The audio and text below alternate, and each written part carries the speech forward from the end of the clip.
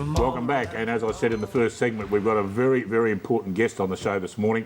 A lot of people probably don't realise, but around the country constantly, unfortunately, a lot of people die of a cardiac arrest because no immediate help is there on the spot.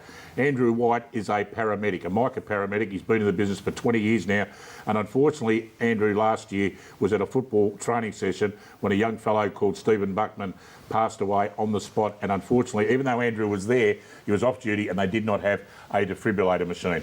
And this is what we're going to talk about this morning. We're very excited about this. Andrew has formed an association called Defibs for Life, and in association with Buckley's, of course, we're also going to distribute a defibrillator machine to every single club and umpires in Geelong, which we're very excited about. A very special guest this morning here on Channel 31 on The Footy Show, Andrew White. Good morning, Andrew. Yeah, good morning, Dick. Thanks for having me. Great to have you here, mate. Now, just take us through it. It's a very important thing, this defibrillator machine. You were telling us off air that because they happen to be with a paramedic at the time, they can save a lot of lives. Absolutely, yeah. Look, on the back of Stephen's cardiac arrest last year, we've started this initiative. Unfortunately, Stephen didn't receive defibrillation for 22 minutes and subsequently died. The opposing story to that was that a few weeks later, Dr. Jeff Allen of the Geelong Football Club had a cardiac arrest on the Amy Stadium, and at that particular point he was clinically dead. Fortunate for him, on that night there was an ambulance in attendance, and he received defibrillation within 3 minutes, and subsequently he has survived. Yeah, a lot of people will be saying that, sitting at home saying, oh my goodness, if that happens at our club, we've got to use one of these machines, and every single club, as I said, in Geelong will be getting one of these machines. Andrew, we've got one here on the desk at the moment. They are easy to use. Even an idiot like me could use it. Absolutely. Thanks very much. Okay. Open it up, mate. Show us exactly what goes on here. Basically, what we need to consider is after a patient collapses, is the patient unconscious? Are they motionless? If you can answer yes to those, basically someone goes for the defibrillator, and it's as simple as this. We open the hatch. Once we open the hatch, the machine actually takes over and... Stay calm. Follow these voice instructions. Make sure 000 is called now. Okay, so basically... Begin by exposing... Basically that continues throughout the whole process. So the next step is to undo the pads, place the pads on the chest and stand back. The machine will talk you through everything else. One thing you told us also off air, that a lot of questions that come through, the normal question is, what if I do the patient some harm? What's the answer to that? It is a common question that we're coming across. Basically, when you're at this stage, the patient is clinically dead. Yep. The machine actually makes all the decisions. It's not an individual who makes a decision on whether the patient will be defibrillated, so you cannot cause any further damage. So this machine, is this the standard machine that would be used in an ambulance or by paramedics on a normal basis? It's slightly different. Okay. The difference is that this is an automatic machine. Right. Paramedics make their own decision. Right. Yep. They press the buttons, so to speak, whereas this machine makes the decision itself through the electro pads, and there's no buttons to be pushed. So what sort of program did you have to go through to get it to be automatic? What was the scenario with that? How did you get it to be this working model? Okay, look, automatic defibrillators have been around for some time.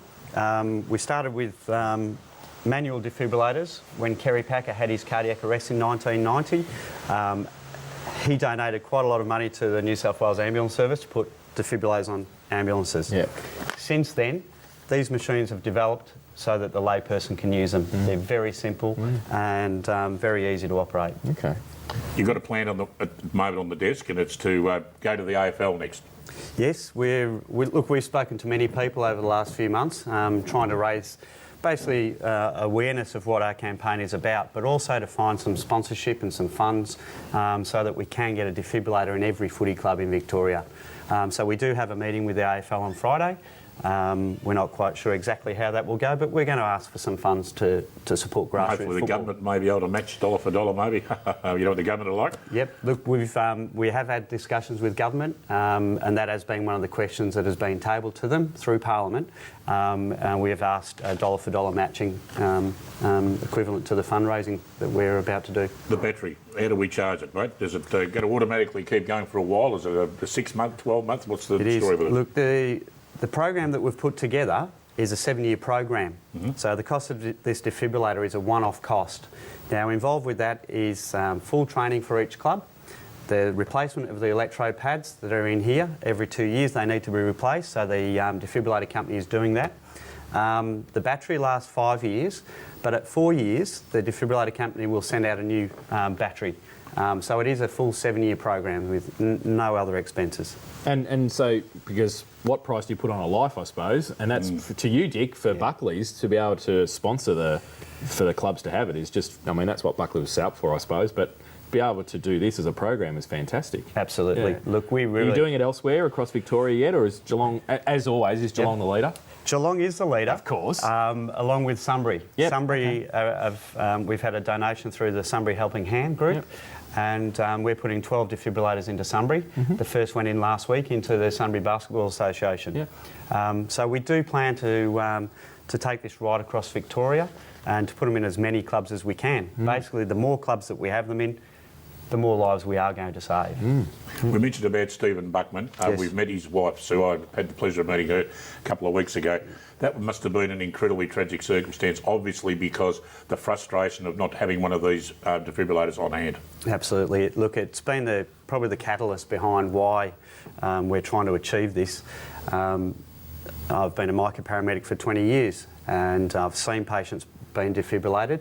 And the penny suddenly dropped with Stephen. We didn't get access to a defibrillator. It was very frustrating.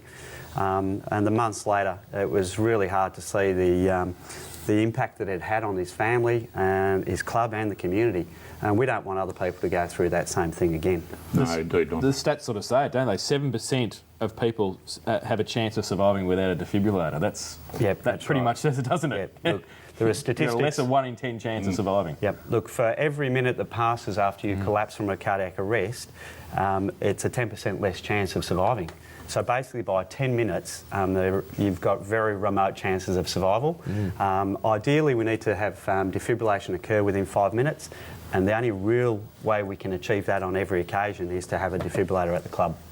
Well, as you know, Andrew, on Thursday night coming up, we've got a big presentation at Buckley's for about 35 to 36 of our clubs, including the umpires, of course, as well. And we also at Buckley's decided to buy 2 units, one for our main entertainment centre and the other one for Raiders Bingo Centre, which is the bingo centre right next door to Buckley's.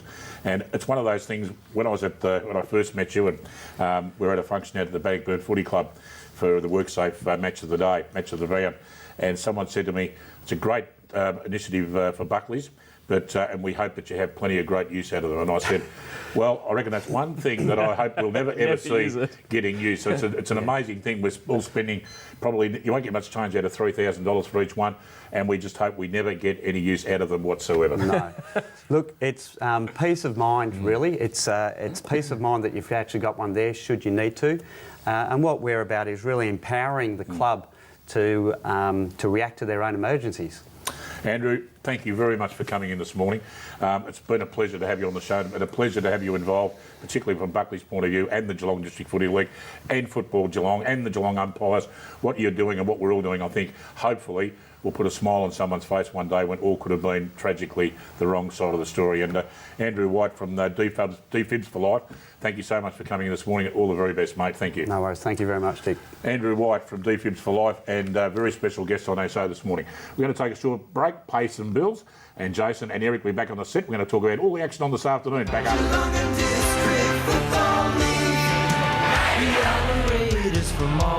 up.